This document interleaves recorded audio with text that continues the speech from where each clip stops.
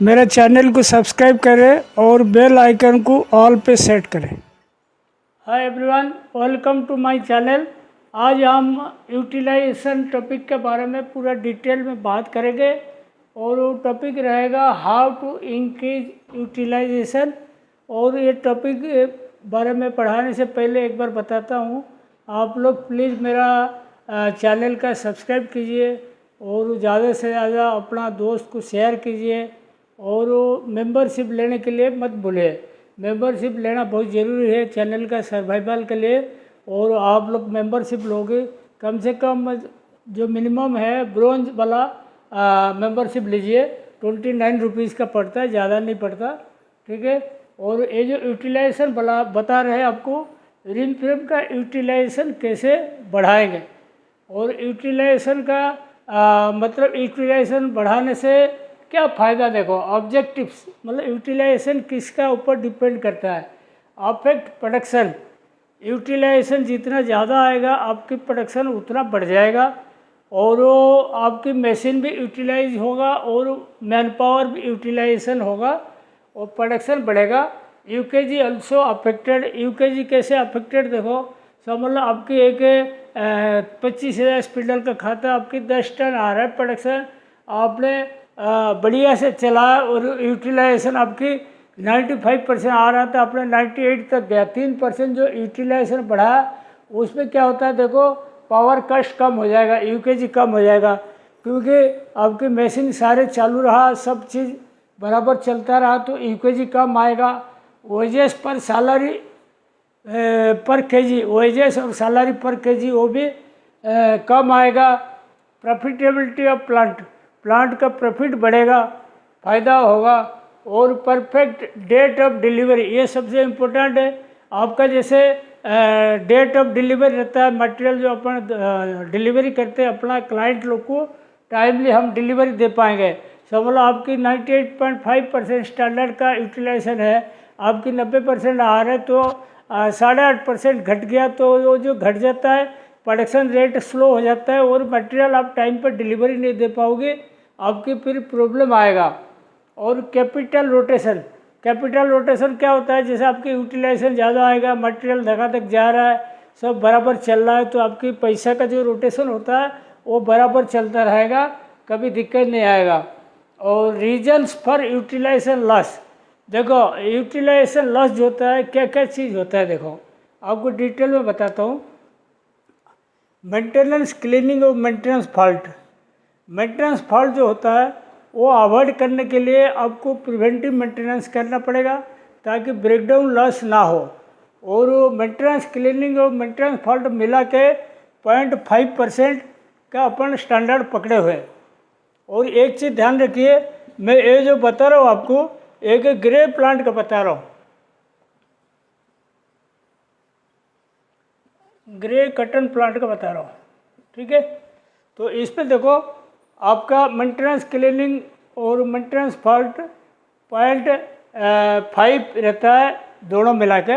और एक चीज़ बता दूँ आपको, मेंटेनेंस क्लीनिंग और मेंटेनेंस फॉल्ट पता है, प्रिवेंटिव मेंटेनेंस करोगे कवर होगा।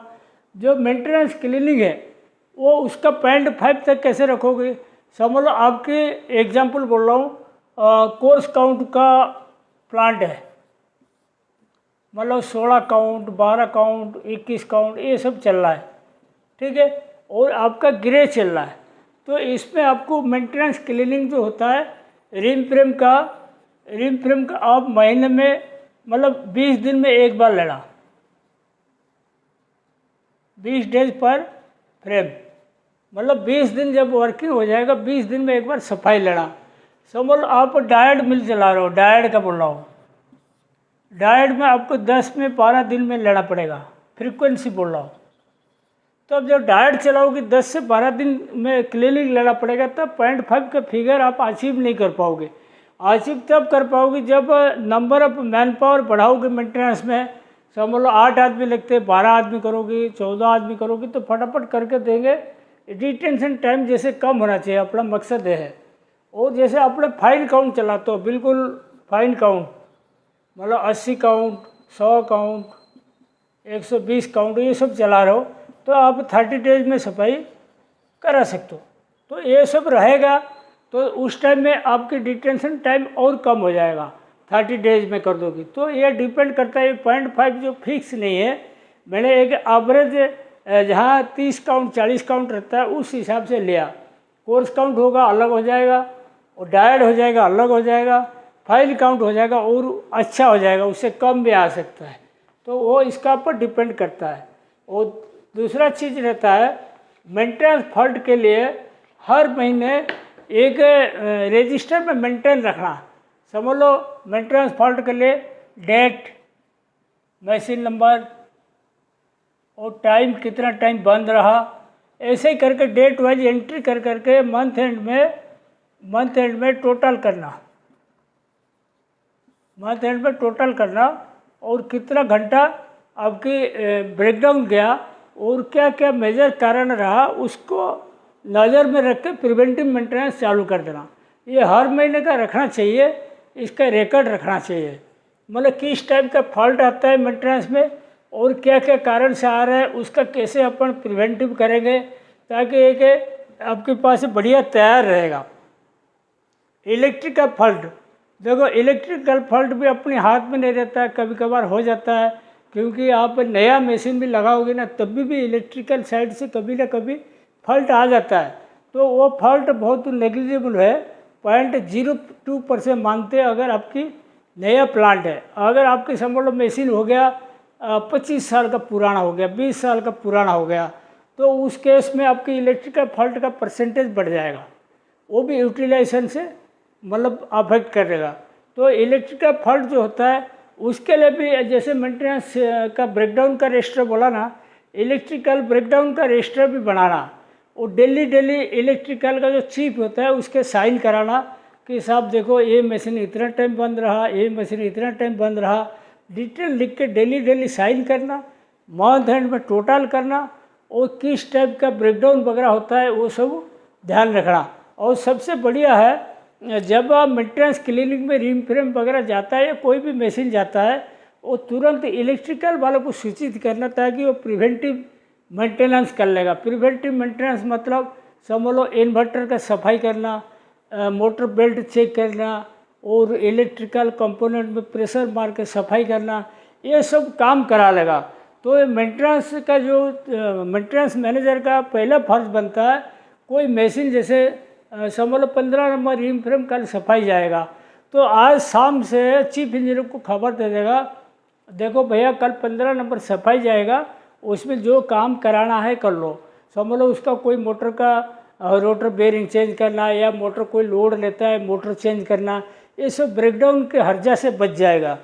तो इलेक्ट्रिकल मेंटेनेंस जो होता है ना, दोनों भाई जैसा मिलकर काम करना चाहिए, मतलब टीम वर्क लेके, ताकि हर्जा चाहे किसी का भी हो, मिल का यूटिलाइजेशन नहीं गिरना चाहिए, चाहे मेंटेनेंस का हो इलेक्ट्रिकल का हो। आइडल स्पिंडल देखो मैंने 0.1% पकड़ा, क्यों आइडल स्पिंडल तो स्टैंडर्ड बेसिस 0 है, लेकिन मैंने 0.1% पकड़ा ताकि मतलब 0.1 तक आइडल मैनेजेबल है। कभी कभी 0.5 1%, कोई मिल में मैंने ये भी देखा 5% तक आइडल रहता है। जितना आइडल का मात्रा बढ़ेगा उतना यूटिलाइजेशन आपकी घट जाएगा, मतलब मशीन चलता रहेगा, प्रोडक्शन नहीं आएगा। उस केस में आपको कंपनी में जिस मिल में समझ लो 5% आइडल आता है, वो मिल तो आगे चल के बंद हो जाएगा। मतलब इससे तरह नहीं चलानी, 10.1% स्टैंडर्ड पकड़ा हुआ आइडल, उससे ऊपर जाएगा इसको अलार्मिंग हो जाता है। और आइडल स्पिंडल कैसे कंट्रोल करना है, एक मेरा वीडियो मैंने बनाया था how to control idle spindle, उसको आप देखिएगा। देखने के बाद आपको मालूम पड़ेगा आइडल स्पिंडल कैसे अपन मिनिमाइज कर सकते हैं, क्या क्या कारण है, कैसे करेंगे, क्या सिस्टम अपनाएंगे तो आइडल 0 रहेगा, तो वो सब देखना पड़ेगा। लॉट चेंज काउंट चेंज देखो 0.88% मैंने पकड़ा। ये मैंने एक मतलब ग्रे मिल का स्टैंडर्ड के हिसाब से पकड़ा। समझ लो आपकी छोटे छोटे लॉट चलते हैं, ये किसका ऊपर डिपेंड करता है। देखो आपकी समझ लो डिफरेंट काउंट पैटर्न ज़्यादा चलते हैं, छोटे लॉट चलते हैं, और ये सब केस में या डायड माल चलता है, फ्रिक्वेंटली काटना पड़ता है मशीन, वो जितना कटिंग वगैरह होगा उतना बढ़ जाएगा। 0.8 तो इसीलिए लिया मैंने 0.88 का ग्रे प्लांट के हिसाब से लिया। वो डायड प्लांट में ये 0.8 की जगह 2%, 3% ऐसे भी हो सकता है। वो उसके लिए फिर यूटिलाइजेशन स्टैंडर्ड आपकी चेंज हो जाएगा। मैंने ग्रे प्लांट के हिसाब से ये 1.5% लॉस बताया और स्टैंडर्ड यूटिलाइजेशन कितना हो गया 100 माइनस 1.5% 98.5%। और उसके बाद देखो ये हो गया अपना मोटा मोटा है, ये अपना रीजन। और एक रीजन है जो अपने पास कभी यूटिलाइजेशन का मतलब रीजन में आता नहीं, लेकिन ये बहुत बड़ा रोल प्ले करता है। इसका स्टैंडर्ड 0 है। ये जो पॉइंट लिखा ना अनएक्सपेक्टेड लसेस, ये जो लसेस है कभी कभी होता है, मतलब हमेशा नहीं होगा। अगर ध्यान नहीं देंगे कभी कभी हो जाएगा। एक जो देखो बैक स्टेप सर्टेज, समझ लो आपकी रिम फ्रेम 25,000 स्पिंडल का है, आपने पीछे से मटेरियल फीड बराबर नहीं कर पाया तो रिम फ्रेम खाली हो गया, 4-5 मशीन बंद हो गया। तो 4-5 जो बंद हो गया तो यूटिलाइजेशन लॉस जो होता है डायरेक्ट अफेक्ट करेगा। यूटिलाइजेशन लॉस जब BSS जिस मिल में रहता है ना, यूटिलाइजेशन लॉस 5%, 10%, 15% तक भी घट जाता है। मतलब आप सोच लो जिसका अपन 0 स्टैंडर्ड बना वो अगर 15% का प्ले करेगा, जैसे अपना 98.5 का रखे अपन, इसमें समझ लो 15% अपना घट गया तो आपके पास क्या रह जाएगा, देखो 83.5% रह जाएगा। ये बहुत बड़ा लॉस होता है। तो बैकस्टॉप शॉर्टेज के लिए आपको कशस रहना पड़ेगा, पीछे का रोविंग स्टॉक बराबर जमा रखना पड़ेगा और मेजर ब्रेकडाउन वगैरह होगा उसके लिए फिर ध्यान रखना पड़ेगा। और ये सब चीज़ का ध्यान नहीं रखोगी तो ये दिक्कत हो जाएगा, ठीक है। और दूसरा पॉइंट देखो हैंड शॉर्टेज। हैंड शॉर्टेज भी ऐसे ही उसका स्टैंडर्ड 0 रहता है। अगर हैंड शॉर्टेज अगर रहेगा, समझ लो आपकी 25,000 स्पिंडल का मिल है, आपको समझ लो मैं एग्जांपल बोल रहा हूँ, आपके 42 आदमी लगता है, ठीक है। तो 42 की जगह अगर 40 आता है आप खींच खाच के चला लोगे। समझ लो 42 की जगह 30 आदमी आए, 30 हैंड आए तो 12 आदमी कम हो गया। 12 आदमी कम हो गया, आपको 3-4 मशीन बंद करना पड़ेगा। तो 4-5 मशीन बंद करोगे तो उतना डायरेक्ट लॉस हो जाएगा। तो ये जो BSS जैसा है हैंड शॉर्टेज का भी ऐसा ही है, लेकिन BSS होता है प्योरली टेक्निकल लॉसेस और हैंड शॉर्टेज जो होता है वो पर्सनल डिपार्टमेंट जो HR डिपार्टमेंट का लॉसेस है, उनको मैन पावर एडजस्टमेंट करना पड़ेगा, शिफ्ट वाइज इक्वल डिस्ट्रीब्यूशन करना पड़ेगा।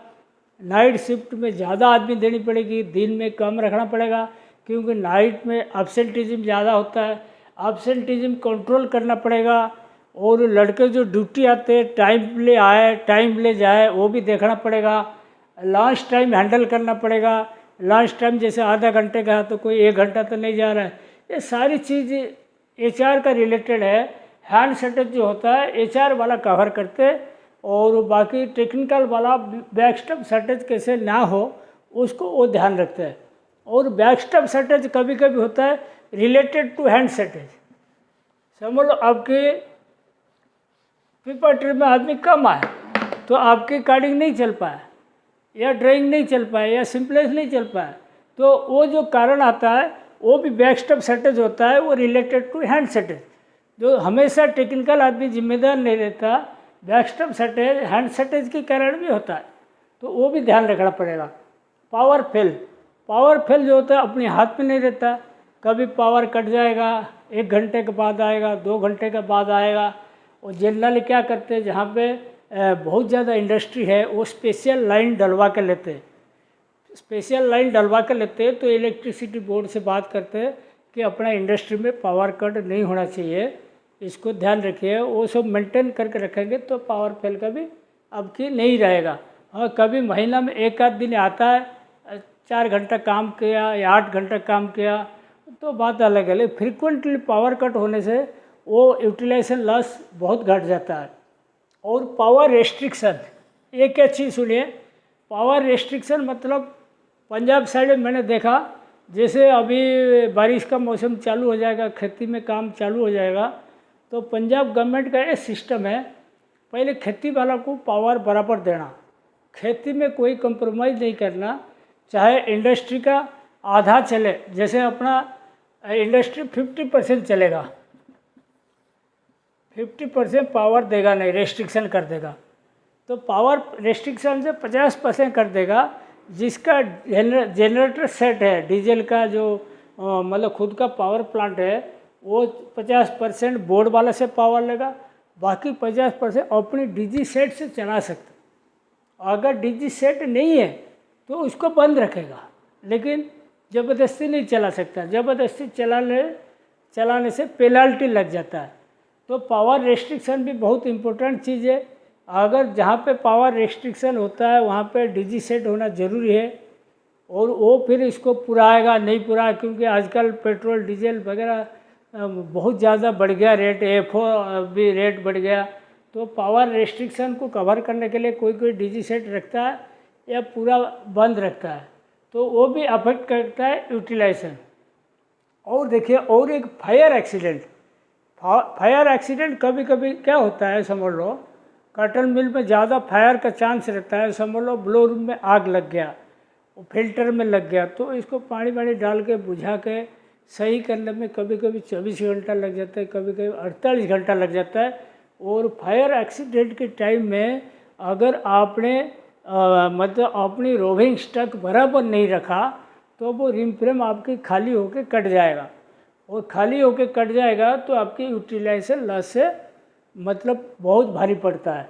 तो फायर एक्सीडेंट वो भी कभी कभी होता है। ये 4 चीज़ जो लिखा ना, 1 2 3 4 5, ये 5 चीज़ का स्टैंडर्ड 0 रहता है, लेकिन सबसे ज़्यादा मेजर रोल यही सब करते हैं।